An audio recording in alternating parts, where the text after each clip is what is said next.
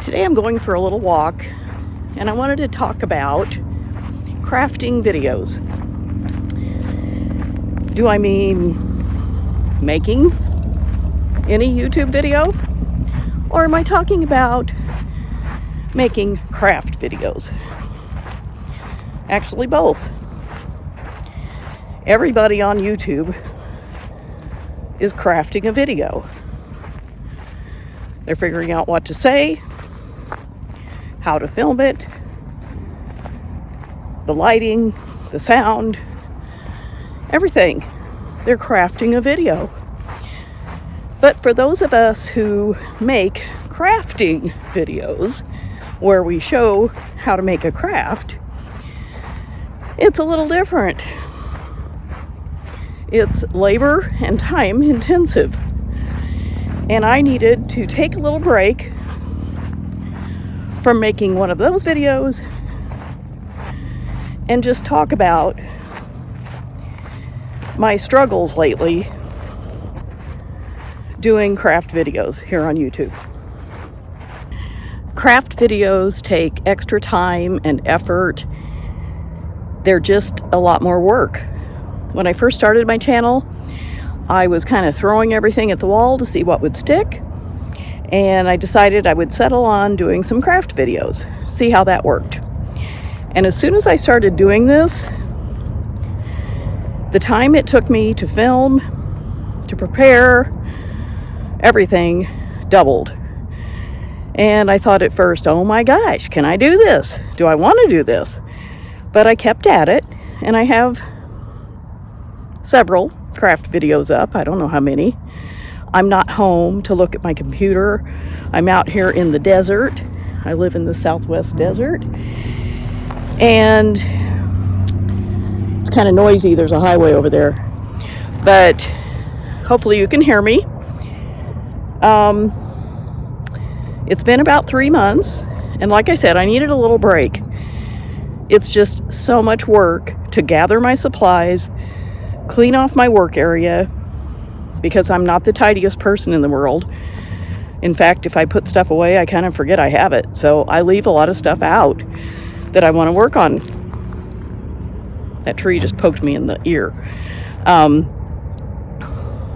So it's a lot more work in general. But I feel like I'm figuring out my strategy. I'm getting a little better. I'm paring down what I include in the video. I edit out a lot of stuff because it's too long otherwise. I'm a rambler, which is good and bad. Some of the stuff has absolutely nothing to do with anything. A lot of the things I do that I'm recording are repetitive. So I've just been, editing out the things that are the same, making it a little more interesting, hopefully, for viewers. And I'm wobbly. But I've decided I need to play to my strengths. What is it that I enjoy doing?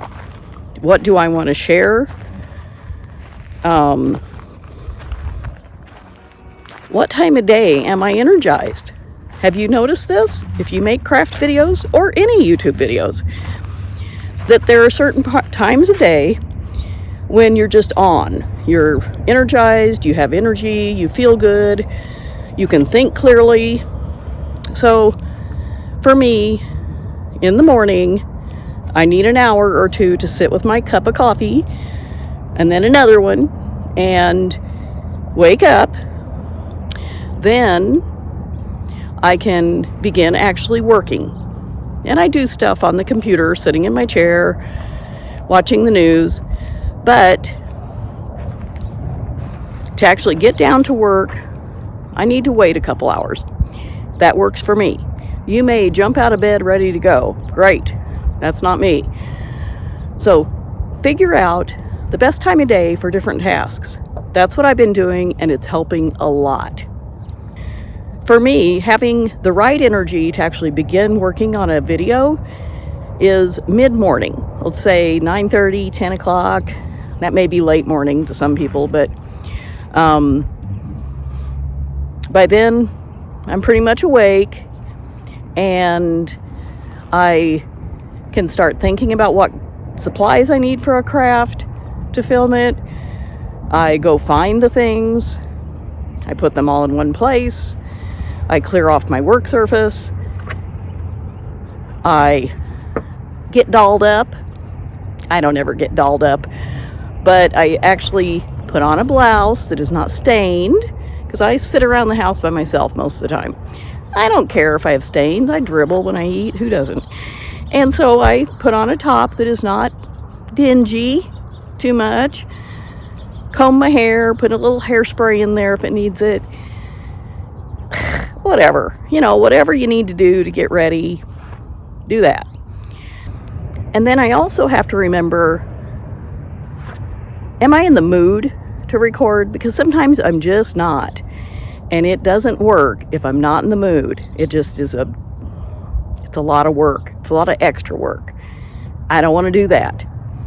So I decide, yes, I feel like doing this now. So then I set up my overhead camera, put my hands in the right spot, make sure that the camera can see them.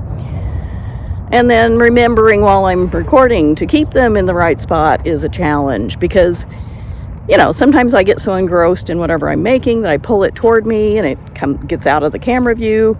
I think we all do this from time to time. Like I said, I'm working on it. It's all a work in progress. And then I have to decide, what do I have the mental energy to do? Because sometimes I feel like recording. Sometimes I feel like just sitting and researching titles and figuring out what the thumbnail should look like. And then I make notes. I have a document in each little folder where I keep my videos and thumbnails and any graphics I make in Canva. And I put this, all the notes in my text file as I'm going. Anything that I want to add, so I don't forget, and hopefully that works. That is a crapshoot. Sometimes I forget. I'm an elderly woman. It happens. And then there are parts of the day when I'm alert, but I'm getting tired. It's like, I don't want to work all day. But mid to late afternoon and early evening, that's when I can sit and research titles, thumbnail ideas, edit my video after I've recorded my video. I can edit it in DaVinci Resolve and sit there and just do that. It takes me a long time because I'm new to all of this, but I'm getting a little better, a little faster. I'm trying to record myself in a more streamlined way too. That helps a lot. And one of the biggest things I've learned for making craft videos is to get organized and stay organized.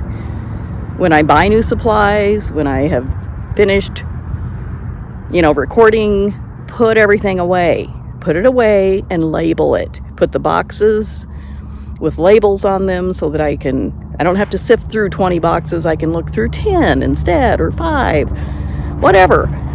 But making craft videos is just a lot of work. It is for me anyway. And I don't have a really streamlined craft room. It's okay, but it's not great.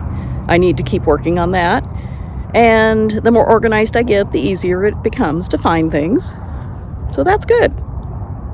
And one of my final things that I've learned to do is I have 2 YouTube channels. This one, Do It Myself Peg, and Proof Edit Write. It's a word/language type channel, because in another life I used to be an editor, proofreader, and I just love reading, and so it's got all kinds of things to do with the English language. And for each channel I have a notebook, and I jot down ideas.